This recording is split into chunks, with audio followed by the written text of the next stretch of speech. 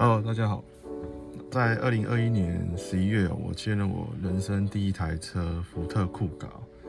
那这台车从签回来到现在，除了平常使用以外，我也在使用的过程发现一些问题。所以今天这支影片要跟大家介绍5个我觉得很实用的改装，价格也非常的实惠哦。至于改了什么，我们就开始吧。那首先我要介绍我的方向盘。我记得在某一年我去台北参加国际车展，那现场当然是非常多的车子，我们都上去试乘。那其中最让我印象深刻的就是 B&W 的方向盘，哇，那个整个视觉的冲击还有扎实的握感，真的让我非常喜欢。所以当时就有一个念头，就是以后我买了车的话，我的方向盘一定是我改装的项目之一。那目前方向盘改装最实惠的应该是装方向盘皮套，可是我觉得皮套普遍品质都不好，而且套在方向盘上面也非常影响握感，所以我最后采取用换皮的方式。好，这一次呢，我改的部分可以大概分为2项，一个是方向盘的皮质，另外一个是它的粗度。皮质的部分呢，我采用的是 Napa 的材质大家可以看一下旁边的2侧，我维持原本打孔的设计那 Napa 的皮呢，我觉得非常的好摸，非常的滑，质感非常好。那粗度的部分它是根据包覆泡棉的厚度来定的那它的可以选择的厚度可以分成1.5跟2，那它单位是 millimeter。那我这支方向盘呢，选择的是1.5。那整体的握感我觉得非常的扎实，而且非常的有弹性，大家可以看一下。那在施工的过程店家也非常的贴心，他们会提供备用的方向盘给你。那等到施工完成后再回去安装就好了，非常的方便。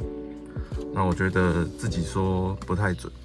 有一次我回去原厂处理车子的问题，然后那时候技师就跟着我出去试车。那技师一上车握到方向盘，第一句话就是：“你这个方向盘有改过。”我听到的时候，当然心里是非常的开心觉得这是一个非常值得改的改装品项。第2个改装，我想这台车的隔音普遍来说我都觉得还不错。那唯一我觉得还可以再提升的部分就是风切声的抑制，因为我很常开西滨，那西滨风其实都还蛮大的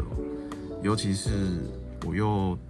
逆风在行驶的时候，哇，那个声音真的是超级的大声，非常夸张。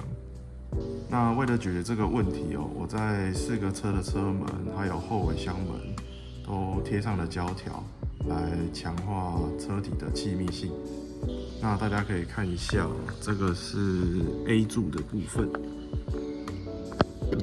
这边有胶条。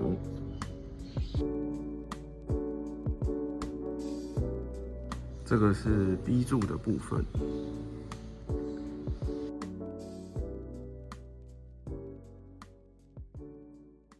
然后这里是 C 柱的部分，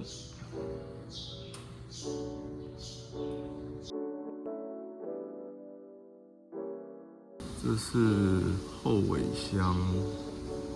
这边都是胶条。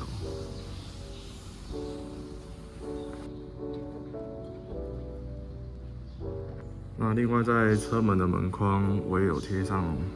胶条，大家可以看一下。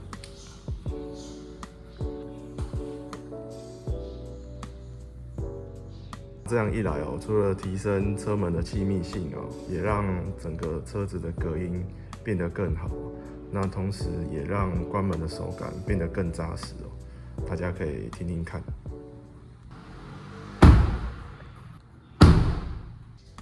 但我必须老实讲，虽然所有的车门都被塞满了胶条，但是声音还是一样会从玻璃内传进来。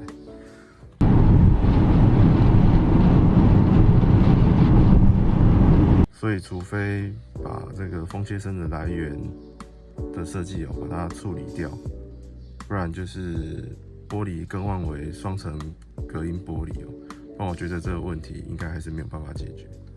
好，第3个改装我相信开过这台车的人都有一个感觉，就是这台车的变速箱很容易顿挫，尤其在起步换挡的时候，身体好像被往前踹一下的那种感觉或者是你的油门放开让车子滑行的时候，也因为顿挫让你的滑行距离变得很短，变成说你还要再补点油门，然后你的车子才会到你想要的地方。那这个问题我其实有跟原厂反映但原厂的做法也只是更新或者是重设变速箱电脑，那这样的做法其实一点都没有办法解决这个问题。所以我最后采取的方法就是在引擎室里面安装这个接地线，来看一下。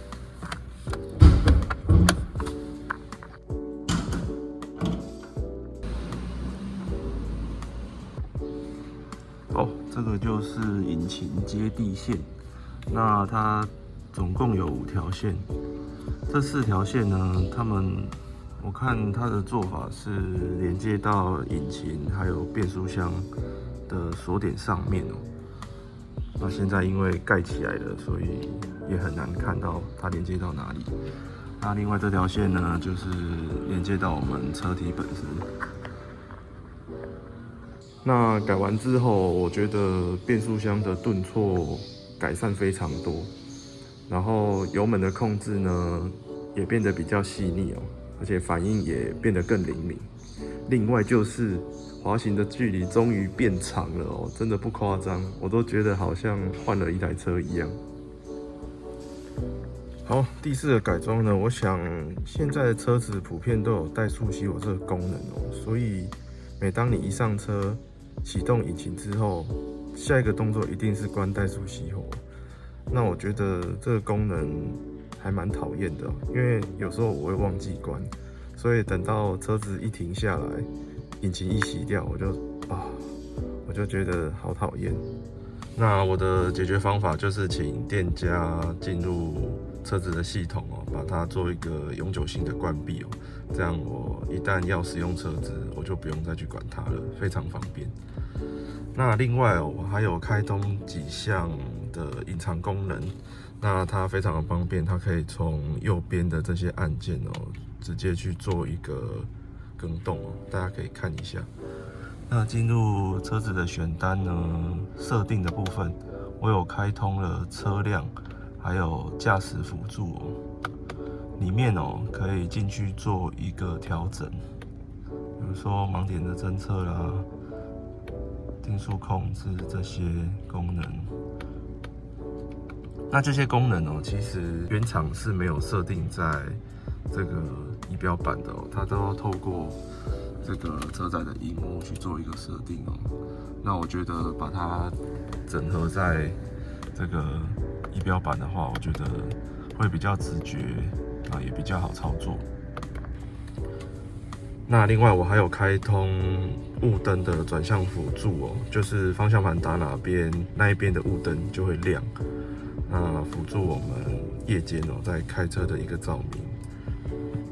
另外一个就是当钥匙拿离车辆外的时候，车子不会再响2声的喇叭声那以上是我开通的功能。不过我要跟大家讲就是这些都是隐藏功能如果关系到保固的问题所以大家如果要做的话，还是要斟酌一下。好，来到最后一项改装。那其实这台车的车身高度有比它的一般版本还要降低一些，但是它终究还是休旅车。那休旅车的车身高度还是比一般轿车来的高，所以它有一些容易摇晃啦，或者是会造成乘坐者的一些不舒服感那针对这个问题，我有想过到底要不要换避震器，或者是后方的这个避震器弹簧那最终我还是采取安装这个副车架螺丝的衬套来试试看。我找的这家店呢，它的做法是这样子哦，它会先把我们的车子顶起来，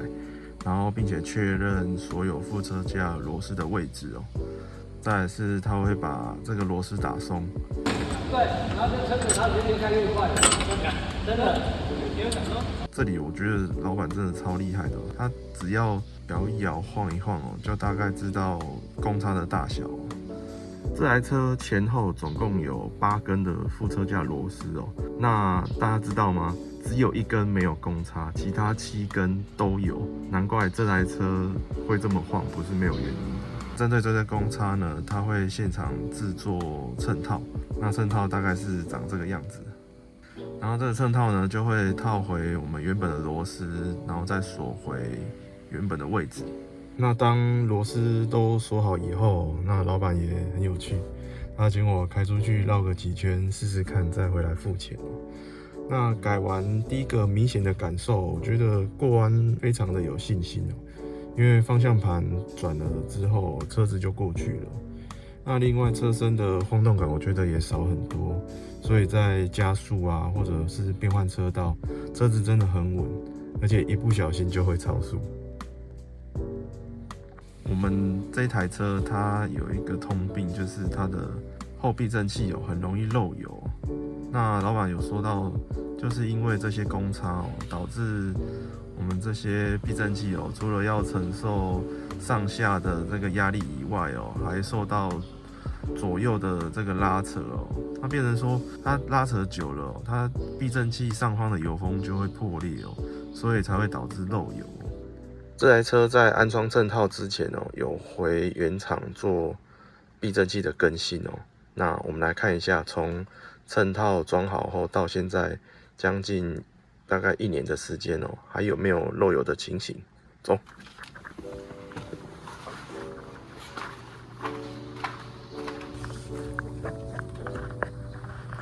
那这里是左后方的一个避震器，目前都是非常的干，没有漏油的情形。